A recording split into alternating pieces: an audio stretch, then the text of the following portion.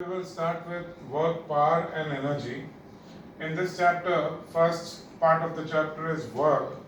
We will see what is work when it comes to physics. So in physics, work is said to be the product of force and the displacement in the direction of the force. So one thing important mentioned here is I didn't write only force into displacement. I wrote force into displacement in the direction of the force. So let's see this object A. The object A, there is a force applied F and it is along, let's say, a tabletop. So the force is applied and the displacement is also in the same direction. So here the object is moving from A to B. So displacement is S and this is the displacement and force is in the same direction. So there is no problem. We can use the formula W is equal to F into S. So for work, you say that in physics work is said to be done when an applied force produces some displacement. Now for example, if I try to push the wall will not move. But in physics, how much ever energy I may spend in pushing the wall, if the wall doesn't move, no work is said to be done because displacement is zero. So work is force into displacement, but it is not just force into displacement. The displacement has to be in the direction of force. SI unit of work is joule. You have learned it in 9th also in chapter 1 where you did measurements and that time you might have just marked it up that work is measured in joule. Work and energy are both measured in joule. So work is force into displacement. So 1 joule is 1 Newton into 1 meter. Everything written in the same SI System International. So 1 joule is 1 Newton into 1 meter. So now if you are asked to find the relation between the SI and CGS units of work, 1 joule, first you will have to convert each of those units to the corresponding CGS unit. So on the right hand side, 1 Newton is 10 raised to 5 dyne. 1 meter is 10 raised to 2 centimeter. So this is by law of indices, it becomes 10 raised to 5 plus 2, that is 10 raised to 7 dyne centimeter. So 1 joule is 10 raised to 7 dyne centimeter is called erg. Just like Newton into meter was called joule, dyne into centimeter is called erg, and that is the CGS unit of work. So 1 joule is 10 raised to 7 erg. This relation has been asked once in the board exam. Derive the relation. If it comes for 2 marks, you have to derive the relationship. If it is just written state and if it is for 1 mark, then you just have to write 1 joule is 10 raised to 7 erg. For 2 marks, you have to write these 5 steps. So erg is the CGS unit of work. Now, if you are asked to define 1 joule, it's very simple. It's based on the formula. So you can say that the work done is said to be 1 joule if a force of 1 Newton produces a displacement of 1 meter in the direction of the applied force. So that is the definition of joule. Now, sometimes you make one mistake and your definition gives you 0 mark. So if you, instead of writing 1 joule, the work done is said to be 1 joule, if a pressure of 1 Newton, then the entire definition goes wrong. So you have to associate each physical quantity with the correct unit. So work 1 joule, force 1 Newton, displacement 1 meter. So that way you have to associate it. So you have to write it that way. Force is Newton, work is joule, and displacement is meter. That way you have to frame your definition with respect to the formula. The work done is said to be 1 joule. If a 1 Newton force when applied on a body produces a displacement of 1 meter in the direction of the force. So the above figure, you have seen in this figure that the force and the displacement are in the same direction. So there was no problem, you directly use the formula W is equal to F into S. But now it is possible that, let's say, when you're pulling a trolley in an airport, you're pulling your handbag, there's a suitcase. So you're pulling it this way and moving. So the force is applied in this direction along your hand, and the displacement is along the ground. So the direction of force applied is at an angle with what the bag is actually moving, with the suitcase that is actually moving. So in that case, we can't say that the force and displacement are in the same direction. Force is moving towards northeast and displacement is straight towards east. So that is, there is an angle between the applied force and the displacement. So in that case, we have to find what is the net displacement in the direction of the force. We are not going to take only S, but we have to find what is the displacement in this direction, that is the direction of the applied force. So that's the next thing that we will write. And so now the example which I gave you, when you pull a trolley, you don't pull it like this and move in the airport. You just hold the handle and move this way forward. So the force is acting upward and the displacement is along the ground. So it acts this way. This is the force. This is you're pulling the handle of the bag. And this is where the displacement has happened. The bag is moved from A to B. So they are not in the same direction. But there is an angle theta between the direction of the force and the displacement.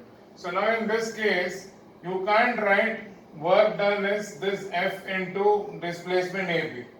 Because displacement is not in the direction of the force, you need to find the net displacement in the direction of the force. So the net displacement, to find what is the net displacement in the direction of the force, we draw a perpendicular from the final position of the object, that is point B, to the direction of the force. So we draw it in the direction of AF. So B is the final position of the object along the horizontal. From there we draw BC perpendicular to AF. So now AC will be the net displacement in the direction of the force. So your work done in this case will be force into AC and not AB. Because that's the thing what we wrote first in the formula. Work is force into displacement in the direction of the force. So here, since there was an angle between the force and the actual displacement, you have to find what is the displacement in the direction of the force. So from the final position of the object, we drew a perpendicular, BC perpendicular to AF. So AC will be the net displacement in the direction of the force, and therefore work is F into AC. Now if you use a bit of trigonometry in this triangle, you will get cos theta. Cos of the theta, angle theta, is adjacent side AC. Cos theta is adjacent side AC upon the hypotenuse. This angle is 90 degree. We had drawn BC perpendicular to AF. So this angle is 90. So AB is, or S is the hypotenuse. So cos theta is adjacent side upon hypotenuse, that is AC upon S. So your AC will be S cos theta. Now if you substitute for AC in equation 1, you will get work is F into S cos theta. This is the common formula that you will use when the force and displacement are at an angle theta with each other. So W is equal to Fs cos theta will be used. Now all this derivation is not there for you. No one is going to ask you the derivation, but you have to understand, especially if you are a student of physics and you plan to do physics further, what do you mean by displacement in the direction of the force? Otherwise you will always think that F into this S. No. You have to take this displacement is not in the direction of this force. So you have to find the displacement in the direction of the force, that is this AC, that is this distance AC, and that AC is S cos theta by using trigonometry in right angle triangle ABC. So this formula is used extensively, and there are two conditions when there may be a force but no work is said to be done. So based on this formula, we will next see what are those two conditions when a force acts on a body but still no work is said to be done. Copy this down. This derivation is not there, but that formula and understanding that formula is important, and that is there. Now, what are the two conditions when a force capital F acts on a given body but no work is said to be done?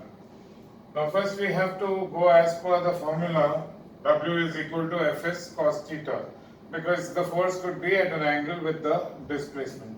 Of course, if the angle is 0 degree, then cos theta will be cos 0, that is 1. So you automatically get the original formula, the first formula which I had written, that is W is equal to F into S. So in that case, the direction of the displacement and force are both same. So theta will be, there is no angle between force and displacement, so theta is 0 degree. So cos 0 is 1. So W is equal to F into S. So this formula is valid for that case also, if there is no angle between force and displacement, that is the angle is 0. So first let's see which are the two conditions. One condition I had told you that I am trying to push this wall, but the wall is not moving. So in that case the displacement is 0. So the right hand side becomes 0, that means work done is 0. So that's the first condition that is written, that the applied force does not produce any displacement. S is equal to 0. The second case is if this cos theta value itself, the entire value of cos theta is 0. Force is there, but cos theta is 0. Now you know that if theta is 90, then cos 90 is 0. What does that mean? This theta is 90 means the force and the displacement are perpendicular to each other. So if you have a case that the force is perpendicular to the displacement, then in the above case, that is, if the force is perpendicular to displacement, theta is 90, so cos 90 is 0, so the work done will be 0. So these are the only two cases, that is, if the applied force does not produce any displacement, and second is if the angle between the applied force and the displacement is 0, then in that case the angle between the force and the displacement is 90. Then cos 90 is 0. So because of that, cos 90 is 0, so then work done will be 0. So the angle between the force which is being considered and the displacement is 90. Then in that case work done is 0. I am first giving you an example when S is 0. This is already explained. This is very simple. If you are pushing a huge rock but you are unable to move it, then displacement is 0, so work done is 0. One simple example of the second case, of course in the second case I will be giving you more examples. One simple example of the second case where work done is 0 when theta is 90. Consider this boy walking on a level or horizontal road. Horizontal road means plain road. He is not going uphill. He is not going on a slope. He is not climbing a staircase. He is not going down a staircase. He is walking on a level or horizontal road. In that case, when he is moving on a level or horizontal road, first of all, he is standing there on the road because of force of gravity. It's only possible on the earth that we stand on the earth and move. It's not possible on the moon because we float. The gravity is much less. So here, because of the gravity mg, g is acceleration due to gravity. So weight, the force of gravity is acting in the vertical direction downward. So that is perpendicular to the displacement. That is the direction of motion of the boy. So since the force and displacement are at 90 degree, so in this case you can say that the work done by the weight or the force of gravity of the boy is 0, because you are moving perpendicular, the displacement is perpendicular to the force of gravity. So there would be other forces. The only force which is acting is not the force of gravity or weight. Obviously, if he wants to move ahead, he will push the earth in the backward direction with his feet. He will give it a push in the backward direction. the earth will give an equal and opposite push in the forward direction, those forces are doing work. I am not talking about those forces. I am talking about the force of gravity, that is its weight, which is acting vertically down, which is perpendicular to the displacement, which is in the horizontal direction forward. So the work done by the force of gravity or weight is zero because it is perpendicular to the displacement. So please understand this and write this down. This is a very important question. It has been asked in different ways in many of the exam. Of course, you are not asked examples. Sometimes you are given the example and asked to write what is the work done. So then the answer becomes very short. It would be that if this example is given, a person is standing on a level ground or a person is moving on a horizontal ground, what is the work done by the person due to the force of gravity? The work done by the force of gravity is zero because the force of gravity is perpendicular to his displacement. So that's what you are expected to answer. Copy this down. We will see more examples. Yeah, so now more examples of when work done is zero, when the force and displacement are at 90 degree to each other. So second example is when an object is rotating around a circular path. So we have already seen uniform circular motion, in which we have seen that when an object rotates in a circular path, the centripetal force is the necessary force required for rotation. So in this case, let's assume a stone is being tied to a string and that string is rotated in a circular path. So the tension in the string provides the necessary centripetal force for rotation, and at any point, at any instant, let's say at this point, the direction of the displacement that is along the tangent to the circle at that point will be perpendicular to the centripetal force which acts towards the center of the rotating body. It acts away from the body to the center of rotation. So because the displacement is perpendicular to the centripetal force, in this case that centripetal force is given a special name, it is called tension in the string. So in this case the work done by the tension in the string or the centripetal force would be zero because theta is 90, work is Fs cos 90, that is 0 because cos 90 is 0. So at any point during the rotation of the body, its displacement will be along the tangent drawn to the circle at that point, hence theta is 90 degree, so work done is 0. So that is one example. So with respect to that example itself, all these examples are different examples are given. When a stone is tied to a string and rotated along a circular path, that is uniform circular motion, the work done by the centripetal force from the body, it is acting towards the center of rotation. That is the tension in the string is 0 because theta is 90 degree. Similarly, when any planet is rotating around the sun, the work done by the gravitational force of the sun on that planet, which produces the required centripetal force, is 0. Because again it's the same thing, this could be a planet rotating here. So at this point there could be maybe a stone or it could be a planet rotating around the sun. This would be the sun in that case. So in that case the displacement is perpendicular to the centripetal force, and in that case the special name given to the centripetal force would be gravitational force of the sun acting on that planet. Or it may be the gravitational force of the earth acting around its satellite, that is the moon.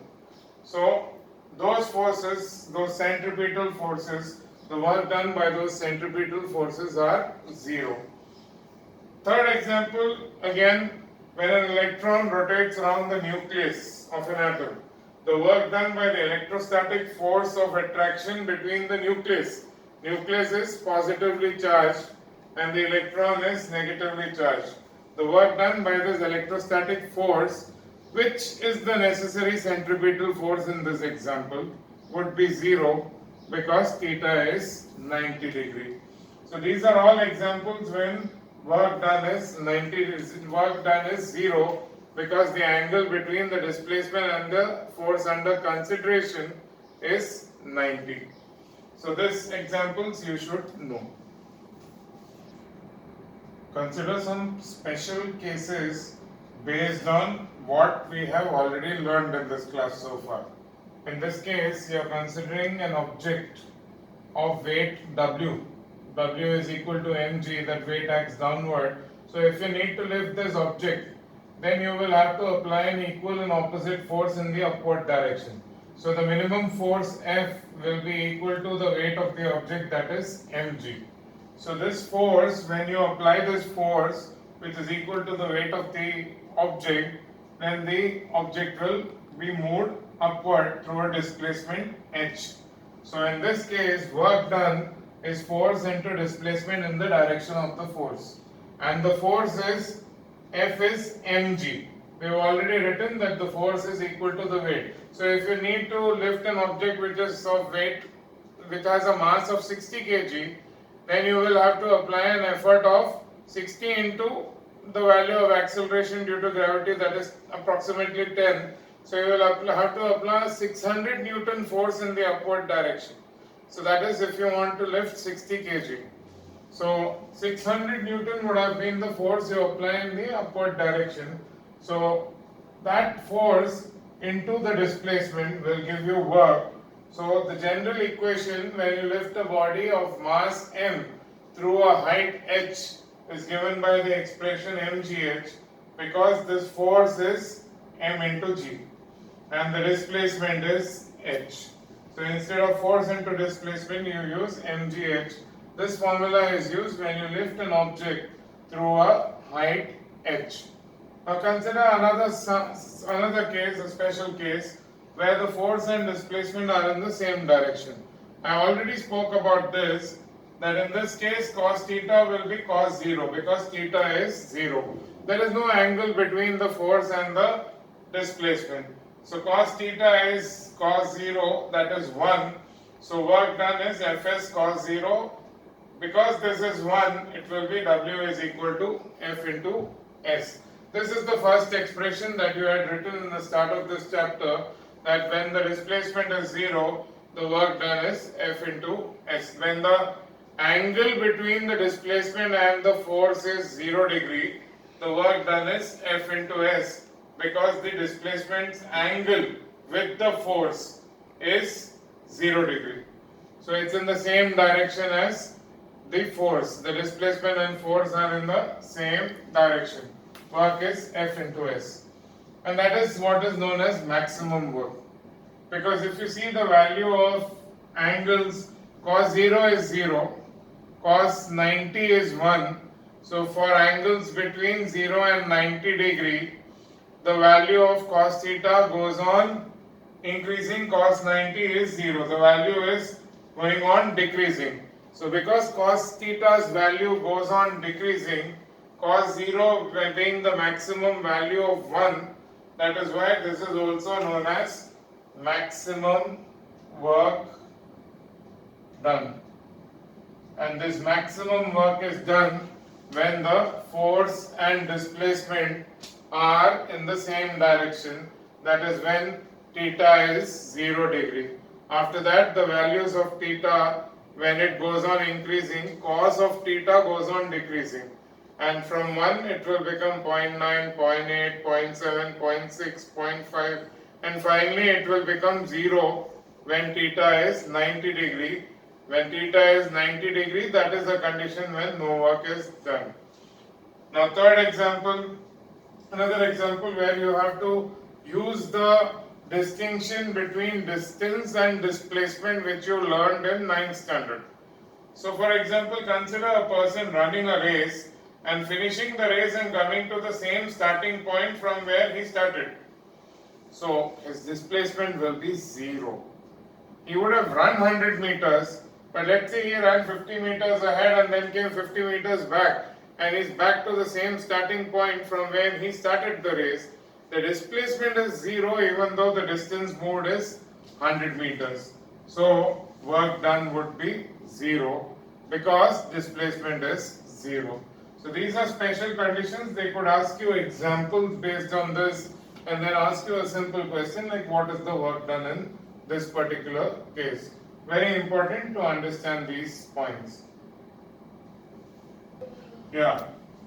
Now positive work, what is meant by positive work and what is negative work? Now if the force and displacement are in the same direction, then the work done is said to be positive work. So in this case you had theta is equal to 0 degree. Theta is equal to 0 degree. One example of this is any example you can say that you are just pushing a object and the object is moving in the same direction as force. So work done is F into S, theta is 0 degree, so it is positive work. Another example of this you can consider like you have a single fixed pulley and you are drawing water from the well using the single fixed pulley.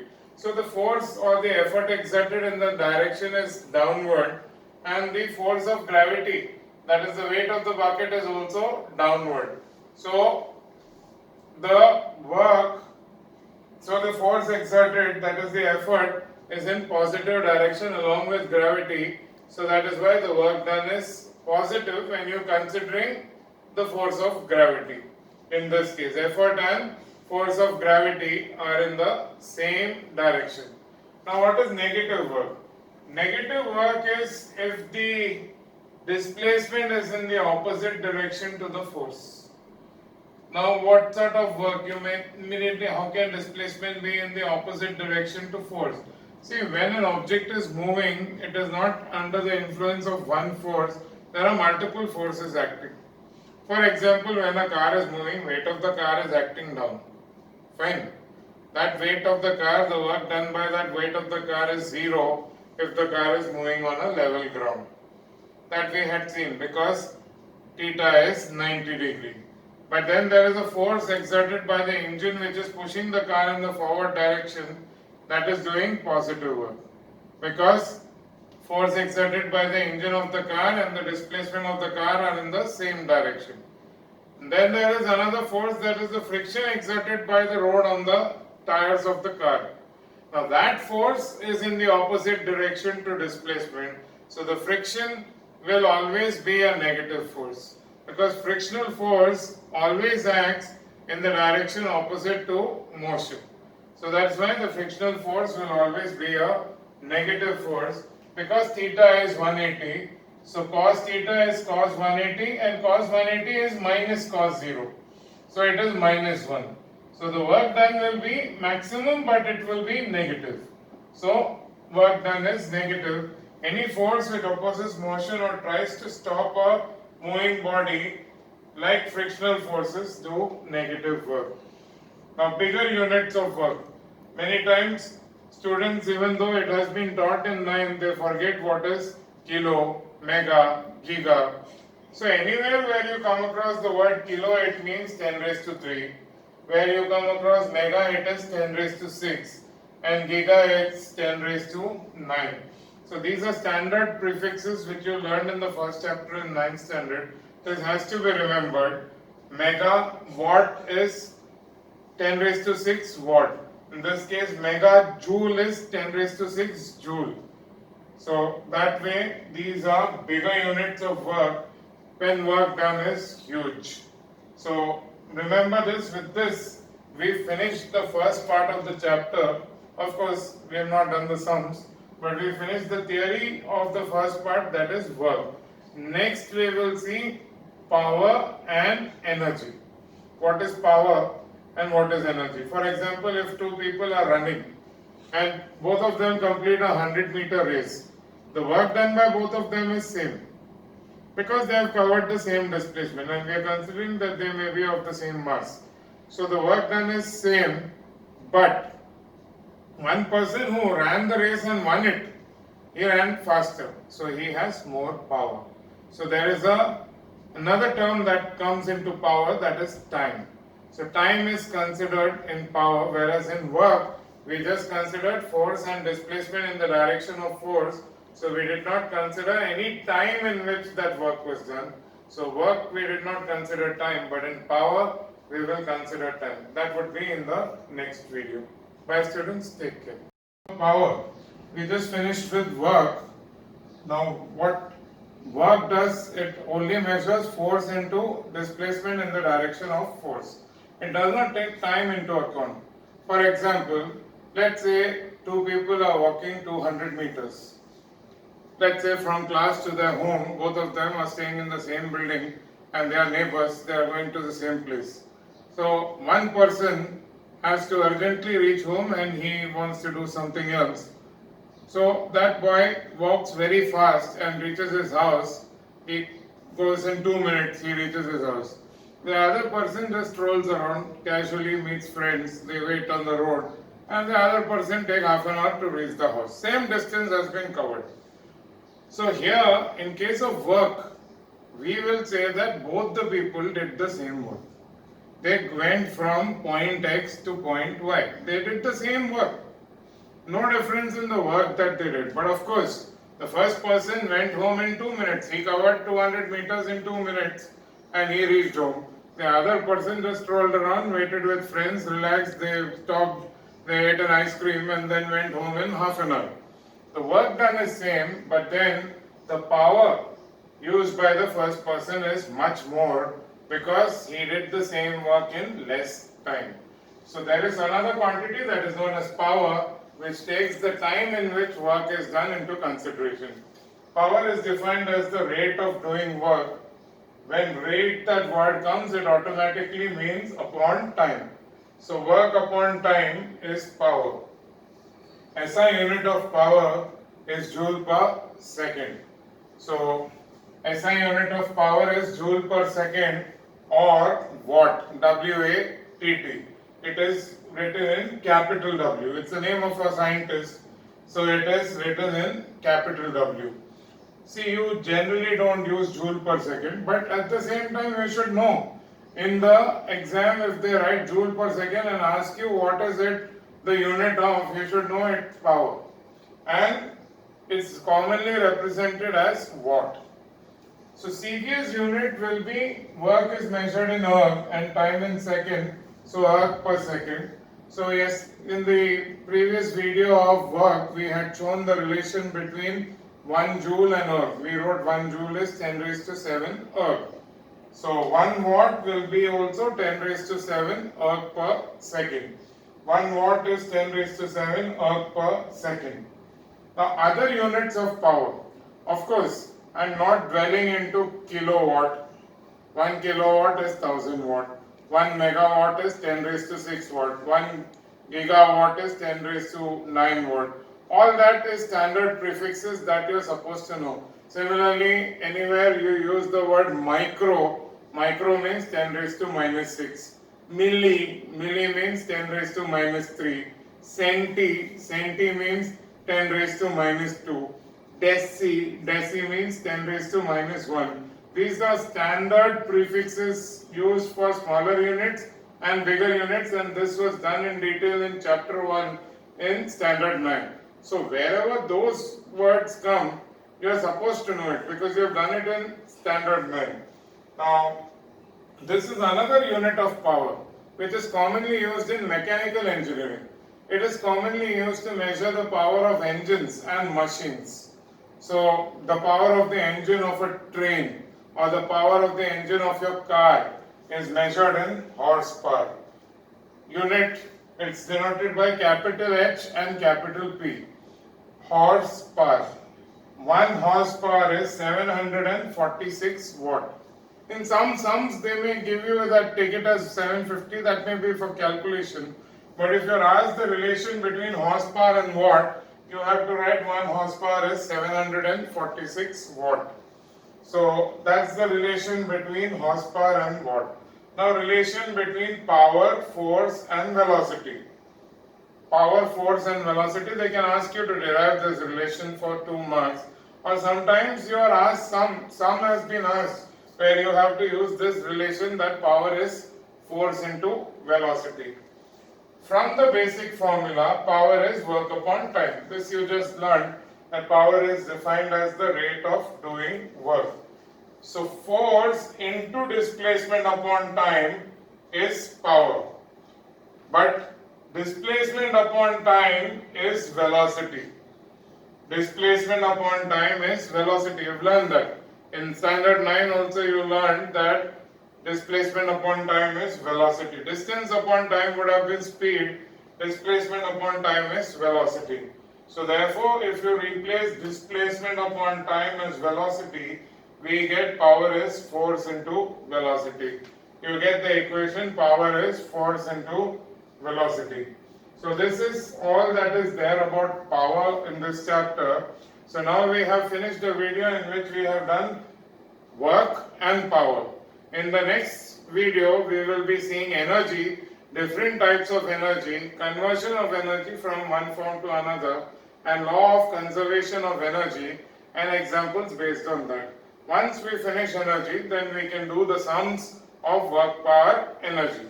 So note all this down in your notebook, because these are all concepts based on which the sums and the board questions are asked. So of course those board questions and sums we will be doing in a Zoom, but right now you note all this down in your notebook. Bye students, take care.